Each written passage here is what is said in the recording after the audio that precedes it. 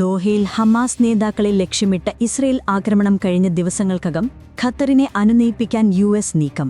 US സന്ദർശനത്തിനെത്തിയ Qatar പ്രധാനമന്ത്രി Sheikh Mohammed bin Abdul Rahman Al Thani White ഹൌസിൽ US vice president J D. വാൻസുമായും state secretary Marco റൂബിയോയുമായും Al Thani കൂടിക്കാഴ്ച നടത്തി. ഖത്തർ പ്രധാനമന്ത്രിക്ക് യുഎസ് പ്രസിഡന്റ് ഡൊണാൾഡ് ട്രംപ് അത്താഴവിരുന്ന് നൽകുമെന്ന് വൈറ്റ് ഹൌസ് വക്താവ് വെളിപ്പെടുത്തി. ചർച്ചകളിൽ യുഎസ് പ്രത്യേക പ്രതിനിധി സ്റ്റീവ് വിറ്റ്കോഫും പങ്കെടുക്കും. ചൊവ്വാഴ്ച ഖത്തറിൽ സംഭവിച്ചതുപോലെയുള്ള ആക്രമണങ്ങൾ ഇനി ഇസ്രയേലിന്റെ ഭാഗത്തുനിന്ന് ഉണ്ടാവില്ലെന്നും ട്രംപ് ഉറപ്പു നൽകിയിട്ടുണ്ട്. സ്റ്റേറ്റ് സെക്രട്ടറി മാർക്കോ റൂബിയോ ഉടൻ ഇസ്രയേൽ സന്ദർശിക്കുമെന്നും റിപ്പോർട്ടുകളുണ്ട്. അതേസമയം 2 വർഷമായി തുടരുന്ന സംഘർഷം അവസാനിപ്പിക്കാനുള്ള സാധ്യതകൾ ഇസ്രയേൽ അട്ടിമറിക്കാൻ ശ്രമിച്ചതായി ഖത്തർ പ്രധാനമന്ത്രി കുറ്റപ്പെടുത്തി. എങ്കിലും മധ്യസ്ഥ ശ്രമങ്ങളിൽ നിന്നും ഖത്തർ പിന്തിരിയില്ലെന്നും അദ്ദേഹം കൂട്ടിച്ചേർത്തു. ഖത്തറിൽ ആക്രമണം നടത്തി ഹമാസിന്റെ രാഷ്ട്രീയ നേതാക്കളെ വധിക്കാനാണ് ചൊവ്വാഴ്ച ഇസ്രയേൽ ശ്രമിച്ചത്. എന്നാൽ ലക്ഷ്യം നിറവേറ്റാൻ ഇസ്രയേലിനായില്ല. ഒപ്പം സംഘർഷം ഗൾഫിലേക്കും വ്യാപിക്കാനും സാധ്യത തുറന്നു. ഇസ്രയേൽ ആക്രമണങ്ങളിൽ യുഎസ് പ്രസിഡന്റ് കടുത്ത അതൃപ്തി രേഖപ്പെടുത്തിയിരുന്നു. പലസ്തീൻ പ്രശ്നത്തിൽ ദ്വിരാഷ്ട്ര പരിഹാരം നിർദ്ദേശിക്കുന്ന പ്രമേയത്തിന് അനുകൂലമായി വോട്ട് രേഖപ്പെടുത്തി ഇന്ത്യ. യുഎൻ പൊതുസഭയിൽ ഫ്രാൻസ് കൊണ്ടുവന്ന പ്രമേയത്തിനെയാണ് ഇന്ത്യ അനുകൂലിച്ചത്. ദ്വിരാഷ്ട്ര പരിഹാരം നടപ്പിലാക്കുക വഴി പലസ്തീൻ പ്രശ്നം പരിഹരിക്കാമെന്ന ന്യൂയോർക്ക് പ്രഖ്യാപനത്തെ അംഗീകരിക്കുന്ന പ്രമേയമാണ് ഫ്രാൻസ് പൊതുസഭയിൽ അവതരിപ്പിച്ചത്. പ്രമേയത്തെ ഇന്ത്യ ഉൾപ്പെടെ 142 രാജ്യങ്ങൾ അനുകൂലിച്ചു. എന്നാൽ ഇസ്രയേൽ, അമേരിക്ക, അർജന്റീന, ഹംഗറി തുടങ്ങിയ 10 രാജ്യങ്ങൾ പ്രമേയത്തെ എതിർത്തു. അതേസമയം പ്രമേയത്തെ അനുകൂലിച്ച് ഇന്ത്യ വോട്ട് ചെയ്തത് ഗാസയിലെ മുൻ നിലപാടിൽ നിന്നുള്ള വ്യക്തമായ മാറ്റമായി. അടുത്ത കാലത്തായി യുഎൻ പൊതുസഭയിൽ ഗാസ വിഷയം വോട്ടിന് വരുമ്പോൾ വിട്ടുനിൽക്കുന്ന സമീപനമാണ് ഇന്ത്യ സ്വീകരിച്ചിരുന്നത്. കഴിഞ്ഞ 3 വർഷത്തിനിടെ 4 വട്ടം ഇത്തരത്തിൽ ഗാസ വിഷയത്തിൽ ഇന്ത്യ വോട്ടെടുപ്പിൽ നിന്നും വിട്ടുനിന്നിരുന്നു. ഫ്രാൻസ് മുന്നോട്ട് വെച്ച പ്രമേയത്തെ ഗൾഫിലെ അറബ് രാജ്യങ്ങൾ ഒറ്റക്കെട്ടായി പിന്തുണച്ചു.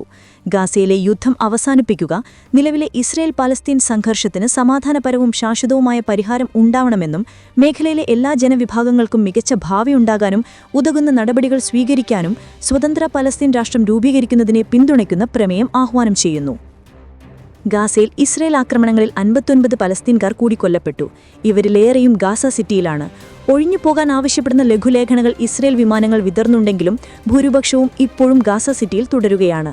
അഭയാർത്ഥികളാൽ നിറഞ്ഞുകവിഞ്ഞ തെക്കൻ ഗാസയിലെ അൽ മവാസിയിലേക്ക് പോയിട്ട് കാര്യമില്ലെന്നതിനാലാണ് മറ്റു വഴിയില്ലാതെ ഗാസ സിറ്റിയിൽ തുടരുന്നത്. ഗാസ സിറ്റി പിടിക്കാനുള്ള ആക്രമണം ഇസ്രയേൽ പ്രഖ്യാപിച്ചതിന് ശേഷം 1 മാസത്തിനിടെ 10% പേര് മാത്രമേ ഒഴിഞ്ഞുപോയിട്ടുള്ളൂ എന്ന് യുഎൻ ഏജൻസികൾ പറയുന്നു. ഗാസ സിറ്റിയിൽ കഴിഞ്ഞ ദിവസങ്ങളിൽ 500 കേന്ദ്രങ്ങളിൽ ബോംബിട്ടതായി ഇസ്രയേൽ സേന പറഞ്ഞു.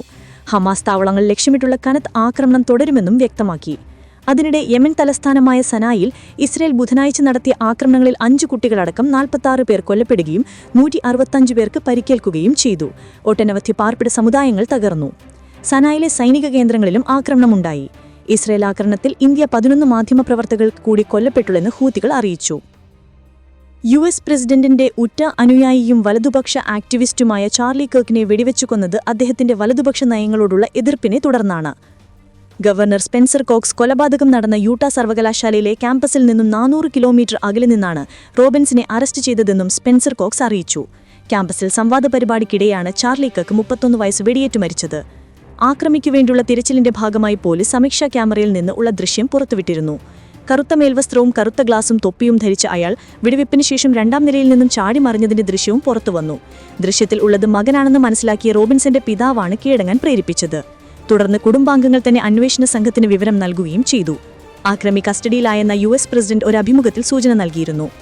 കിർക്കിന് മരണാനന്തര ബഹുമതിയായി പ്രസിഡൻഷ്യൽ മെഡൽ ഓഫ് ഫ്രീഡം പ്രഖ്യാപിച്ച ട്രംപ് സംസ്കാര ചടങ്ങിലും പങ്കെടുക്കും. Vice president ജെ.ഡി. വാൻസും ഭാര്യ ഉഷയും സോൾട്ട് ലേക്ക് സിറ്റിയിലുള്ള കിർക്കിന്റെ കുടുംബത്തെ സന്ദർശിച്ചു. കിർക്കിന്റെ ഭൗതിക ശരീരം അദ്ദേഹം സ്ഥാപിച്ച ടേണിംഗ് പോയിന്റ് എന്ന സംഘടനയുടെ ആസ്ഥാനത്ത് എത്തിച്ചു. തുടർന്ന് യുഎസ് സംസ്ഥാനമായ അരിയൻസോണയിലുള്ള ഫീനിക്സ് നഗരത്തിലേക്ക് എയർഫോഴ്സ് 2 വിമാനത്തിലെത്തിച്ചു. ഉഷയും വാൻസും കിർക്കിന്റെ ഭാര്യ എറിക്കയെ അനുഗമിച്ചു. ഇന്ത്യൻ നിർമ്മിത റഫാലുകൾ വാങ്ങാനുള്ള വ്യോമസേനയുടെ നിർദ്ദേശം സ്വീകരിച്ച് പ്രതിരോധ മന്ത്രാലയം. ഇത് സംബന്ധിച്ച് പ്രതിരോധ വിഭാഗത്തിൽ ചർച്ചകൾ ആരംഭിച്ചു. ഫ്രഞ്ച് കമ്പനിയായ ഡസോൾ ഏവിയേഷൻ ഇന്ത്യൻ എയ്റോസ്പേസ് സ്ഥാപനങ്ങളുമായി ചേർന്ന് വിമാനങ്ങൾ നിർമ്മിക്കാനാണ് കേന്ദ്രം താൽപര്യപ്പെടുന്നത്. വിമാനത്തിന്റെ 60% അധികം ഭാഗങ്ങൾ തദ്ദേശീയമായി നിർമ്മിക്കാൻ കഴിയുമെന്നാണ് പ്രതീക്ഷിക്കുന്നത്. 2 ലക്ഷം കോടി രൂപയ്ക്ക് അധികം ചെലവ് പ്രതീക്ഷിക്കുന്നതാണ് 114 റഫാലുകൾക്കായുള്ള വ്യോമസേനയുടെ നിർദ്ദേശം. പ്രതിരോധ സെക്രട്ടറി തലത്തിലുള്ള ചർച്ചകളാണ് അടുത്ത തലത്തിൽ നടക്കുക. നടപടികൾ ഉദ്ദേശിച്ച രീതിയിൽ പൂർത്തിയായാൽ ഇന്ത്യൻ ഗവൺമെന്റ് നടത്തിയിട്ടുള്ളതിൽ വെച്ച് ഏറ്റവും വലിയ പ്രതിരോധ ഇടപാടാകും ഇത്. നിലവിൽ ഇന്ത്യൻ വ്യോമസേനയ്ക്ക് പക്കൽ 36 റഫാലുകളാണുള്ളത്. ഇന്ത്യൻ നാവികസേനയ്ക്ക് വേണ്ടി 36 റഫാലുകൾക്ക് അടുത്തിടെ ഫ്രഞ്ച് കമ്പനിക്ക് ഓർഡർ നൽകിയിട്ടുണ്ട്. അടുത്തിടെ പാകിസ്ഥാനെതിരായ ഇന്ത്യ നടത്തിയ ഓപ്പറേഷൻ സിന്ദൂരിൽ റഫാൽ വിമാനങ്ങൾ മികച്ച പ്രകടനമാണ് കാഴ്ചവെച്ചത്. റഫാലിന്റെ മികവിൽ അതിർത്തി കടക്കാതെ പാക് ലക്ഷ്യങ്ങൾക്ക് മിസൈലുകൾ അയക്കാൻ ഇന്ത്യക്ക് കഴിഞ്ഞിരുന്നു.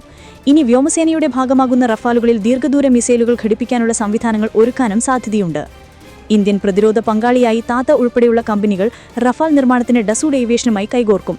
ഹൈദരാബാദിലാണ് ഫാക്ടറി സജ്ജമാക്കുന്നത്.